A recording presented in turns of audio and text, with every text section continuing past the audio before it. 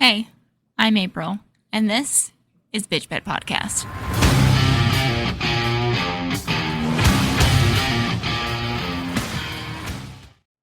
Hey, what's up, everybody? Welcome back, or welcome to the podcast. I hope everybody had a good month, and if their month wasn't all that great, I hope your next month is a whole lot better.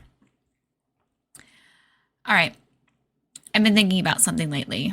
I know, real big surprise there. I've seen a bunch of posts on my social media about how nobody talks about the grief that people have to go through when they make the decision to cut off or go no contact with a family member. Well, I'm going to talk about it. Or more so, I'm going to be talking about the lack of grief that I feel about the decisions that I made regarding certain people in my life and why I stand by those decisions. I do want to start off with saying that I understand that there are people out there that do grieve the loss of relationships with people in their lives and that they genuinely miss those people. I don't want anything I'm going to say to take away from any of what you feel. My experience is just different.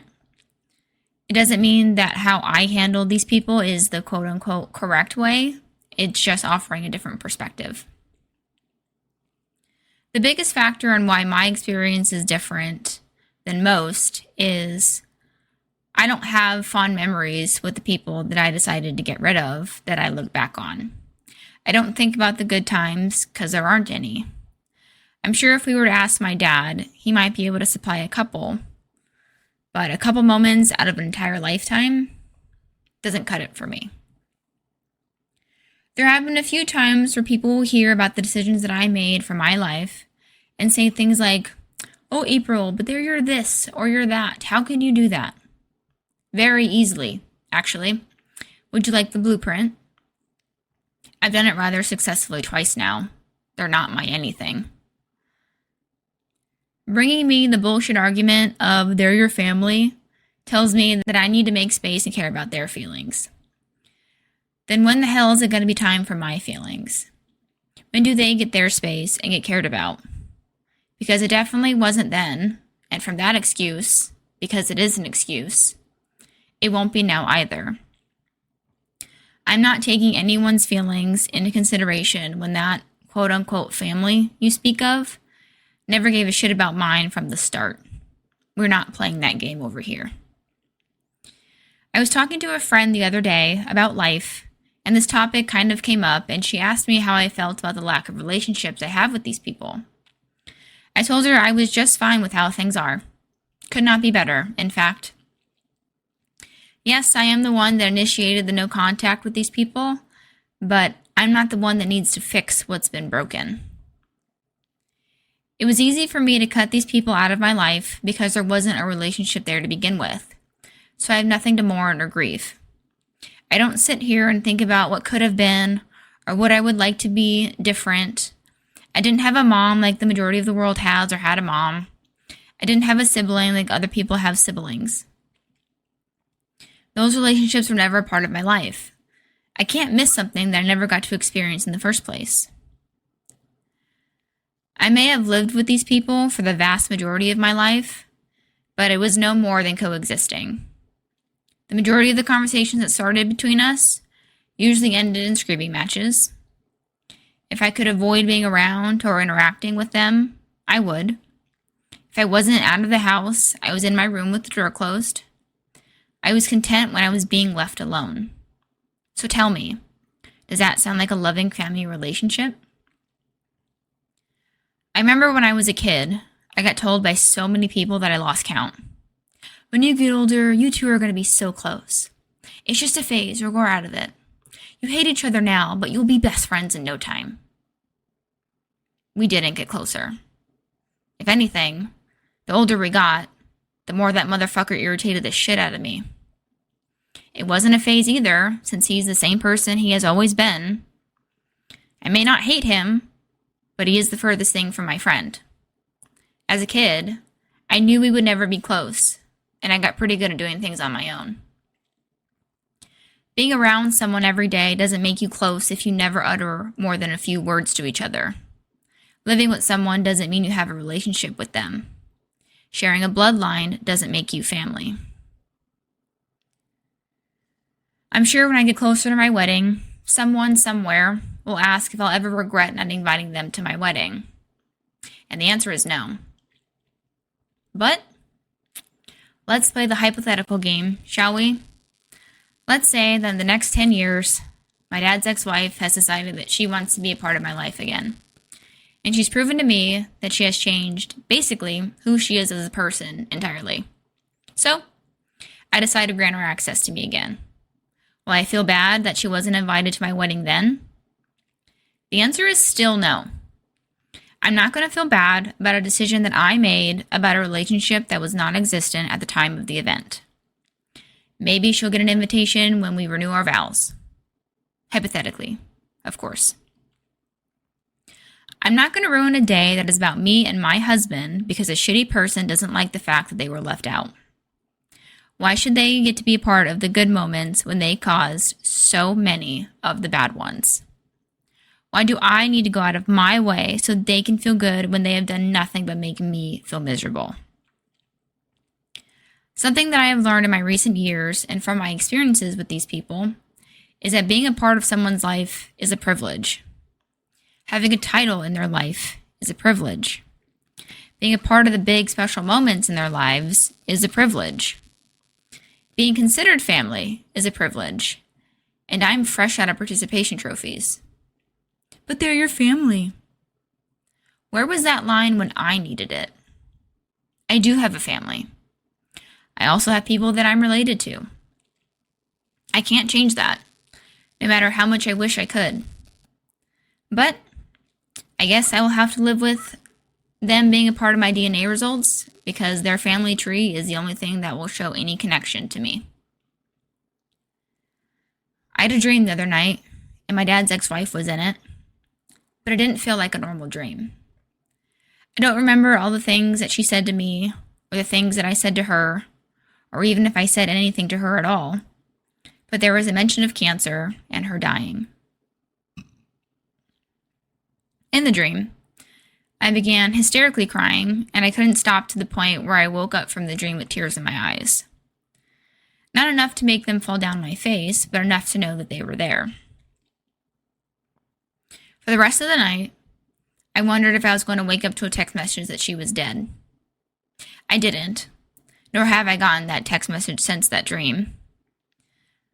But I'm sure it would take some time for that type of news to get to me, since we haven't had a conversation outside of a courtroom in almost 10 years. But someday, I will have to face that fact, and I'm still not going to feel bad about the things that I said to her or the moments in my life that she never got to experience. But April, what if you never get more time? Isn't that the point? I did mine already. 25 to be exact. 18 if you factor for good behavior. And I plan on never going back. I don't need more time. I don't want more time. I don't care if there will never be another opportunity to speak with them again. I've said everything I needed to say. I've already heard the excuses and the bullshit apologies. I'm sure people will think that I'm mean for saying things like that. Well, I never said I was nice. They can make me the villain in their stories all they want. Well, they won't even be mentioned in the footnotes of mine. I will always put my peace and my happiness above their bullshit. One of the few beautiful things about being an adult is that you get to decide who has access to you. You get to decide who you share your moments with, both good and bad. You get to decide who you surround yourself with. Deciding that someone doesn't deserve to be around you anymore doesn't need to be this huge scene. You don't have to tell the person that you're cutting off your decision. You can walk away quietly. I did. You don't need to give anyone a chance to explain themselves one last time. You don't owe anyone an explanation. No one needs to sign off on that decision other than you. It can be as easy as pushing a button. Block the number, block the profile, set everything to private. No one gets to just know things about you without your say. I still remember when I found out that there was a remove follower button on Instagram. I had a field day. I wouldn't be surprised if I cut my follower count in half that day, but it was freeing. I was able to have full control over who got to see me, and no one could tell me differently. Yeah, I'm sure there will be people that want to give their 2 cents about a situation that they know nothing about, but you don't have to explain your boundaries to anyone. No one has to understand them besides you.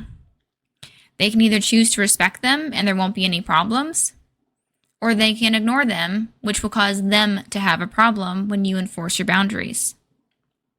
Well, you're just being selfish. I am.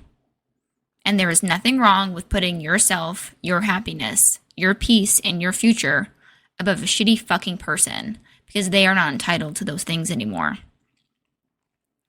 I can confidently sit here telling you that they are shitty people because, as I've already stated, I lived with them before.